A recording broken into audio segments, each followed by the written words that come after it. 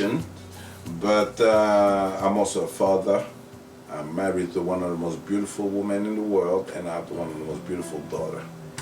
I was fortunately enough to be raised by an officer, and I was raised also by a mother that was one of the first doctors, women that went to med school in Haiti after she gave birth. Because back in the 60s, once a woman has a kid, their job was to stay home and have babies, not to go to school. So my mom was kind of a bit rebellious. My life ended up being around music. I always loved music. I had my first guitar when I was 10 years old. I played with my brother, Richard Augustin, which most of them knows because he has quite a famous band himself. We want to bring our, or should I say, we want to bring our share to help this growth that is around us and help the best that we can. While doing all this, I always, having a guitar since I was 11, playing with the friends, hanging out, playing a couple of shows here and there for school. And I ended up one day while I was in the United States, in New York.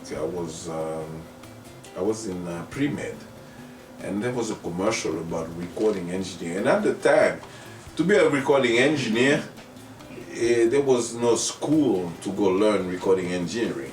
It's either you go and if you're lucky enough, you get hired by one of the main houses, and while you're interning, you can learn, the trade. So I was in college at the time, and there was this school called Institute of Media Art, College of Media Arts. It was quite a while ago, my apologies. And I transferred my credit, and I graduated in audio engineering and started at the record plant. Not too many people are familiar with the record plant, but it used to be a very prestigious recording firm where they recorded them, John Lennon, Kool and the Gang, and so on and so forth. I mean, the big names, basically. When I joined, it became 3-to-1 studio. I have the luck of meeting with Stevie Wonder, I had the luck of meeting with Lionel Richie, Wyclef Jean, Jerry Wonder, Joel Santana, basically just about everybody in the business at this point. And, producing myself, recording a few albums, producing a few artists, and so on and so forth. It's just a chain reaction. As an engineer, you come across quite a few different artists with different style, with different approach about the music, how they hear music, how they feel music. Of course, my first influence was for the mainstream of the music of Haiti, which was compa, and then troubadour, and so on and so forth, Racine, and so on and so forth. And then, mixing and engineering for different group or different people, you sort of develop a new taste. You start wondering, well, can I mix this and this? Can I have this affect this? If I mix this rhythm with this rhythm, how would that work? And at the end of the day, it's just the same notes, it's just a different rhythm. So I started finding out what is common, and I would want to hear play together. So I came out with a concept of music that I call Jamba Rhythm. This concept of music is like I took what I liked from Haiti, what I liked from Cuba, what I liked from Brazil, what I liked from Europe, and so on and so forth. I kind of mixed the different aspects of what I like in them together to create my own rhythm. We've produced 2 CDs so far. The 3rd CD is coming out hopefully next June, God's willing. My 2 first CD, they've been selling all over, from Germany to Japan to the Caribbean to the United States and so on and so forth, and you can always find them. Whether it's CD Baby, Amazon.com, Repoteco, it's all over the internet. But the 3rd CD, actually, is going to come out under the Jamba Rhythm flag.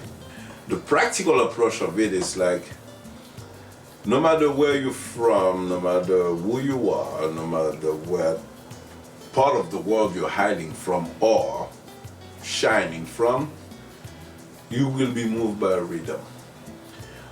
I would like to think that Jamba Rhythm because I cannot see myself just as one spot, one place at one time. I see myself as being part of a world. And as part of that world, I feel that I'm able to share and participate in whatever the world has to offer. So my expression of this is Jamba Rhythm, meaning that if I have a melody that I'm feeling, not because that melody wasn't from Port-au-Prince or any place like that, doesn't mean that I cannot do it. I will have a feeling of a song and I will try to see if I were in that particular surrounding, in that particular spot, or if I was around certain type of people, how would I express that to relate to them, not as of losing my identity, but to relate to them while keeping my identity. That's why in Jamba Rhythm, you will always feel like the basic of it will be some sort of troubadour Caribbean approach with the influence of different part of the world into it. So this is what I'm trying to share. Being a musician is something you learn. Playing an instrument you can learn. But being a musician, you're born a musician. That the artist with me, that was just a channel to come out. It's not that this is the one pursuing, it's just part of what I do. It's like, for example, I teach recording. I do lectures, I teach Pro Tools or whatever other software recording. I teach recording, I work as tutor or as, anybody has a question, I will teach you how to record or to mix or to engineer or to EQ or to delay, to use a delay or compressor, how to play an instrument. I can teach all that. But teaching that is not what I want to do. Teaching that is just part of an expression of what I do. The main idea is rather I'm building a studio for one of the main artists, like let's say Jewel Santana or somebody like that. Rather I'm updating a studio like Platinum, some of Daddy's house or something. Whatever it is that I do, the goal and the idea of doing it is to transfer a passion for this whole music entity. Because for me the music entity is not just playing the instrument. It's whatever comes around it to make it come true. For example, when I started recording my first CDs, my first album and so on and so forth, we performed quite a few times. We played, for example, we got called in Haiti back in the days to perform for the President of the Dominican Republic that was visiting, so we would perform at the White House. We perform in different towns in the United States. We played at Lincoln Center. We played at Smoke. We played at SOB. We played quite a few places. And also, while I was performing and playing with my men all over, because I had a great band. Oh, I was such a good band. I love you guys. I also was managing. I had the chance to work with great artists like Michel Bitova, Tabu Combo. I produced a few albums for an artist called Shea. I work with, I didn't per se work with them, but I provide them with the great sound and help them with their recordings and some saying.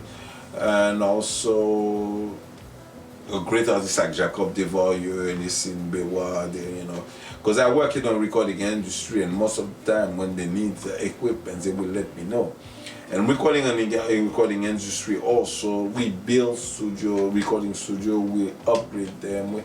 The whole concept, like I was saying, is a global concept. It's the music concept. Pretty soon, with that third album coming out and quite a few things coming out with Jamba Rhythm, I will jump back into it and start doing the right thing. Performance just has to be good. It's either it's good or it's not good. So when it's good, I don't bother thinking about. Although, like some of it, like for example, the one I did at Lincoln Center, I really enjoyed that because it was a little bit carefree in the sense of I didn't have to worry about what the musicians are doing. We were just enjoying and playing. But listen, a contract is a contract, Somebody hire you to perform, you're gonna have to be there and do it at the time. That's it. My goal is like exactly that. when I'm on stage and you're kind enough to spend some money to buy a ticket, I should give you 150% of what you came for. In other words, it's the internal growth. The goal at the end of the line, the goal is to give you the best of what I can at the time. Like, I'm projecting an expression towards the public is projecting the appreciation on it towards me, and that connection, when the chemistry happens, we can only have a good performance. I want Jamba Rhythm to be part of one of the type of music from the island of Haiti. We want a melody that stays and be part of a life, but with a Jamba Rhythm influence. That's what I want to bring in. I can play the most complicated music for you, and as soon as I'm done, you won't remember a line of what I did. But what I want for me is for my daughter to be proud of what I've done, especially with Jamba Rhythm. I want Jamba Rhythm to be very prominent in the world, and I'm counting on the influence and help from 509 Exchange through their possibilities of what they can do. They helping promoting this, and they helping making it kind of like an accepted way of life. And we can expect some surprise from them also, but the fact that they're willing to work with Jamba Rhythm in order to promote the whole cultural approach and aspect of a Haitian community, I would say, don't forget, I didn't say the Haitian community, I said a Haitian community. And I really think that's a positive approach.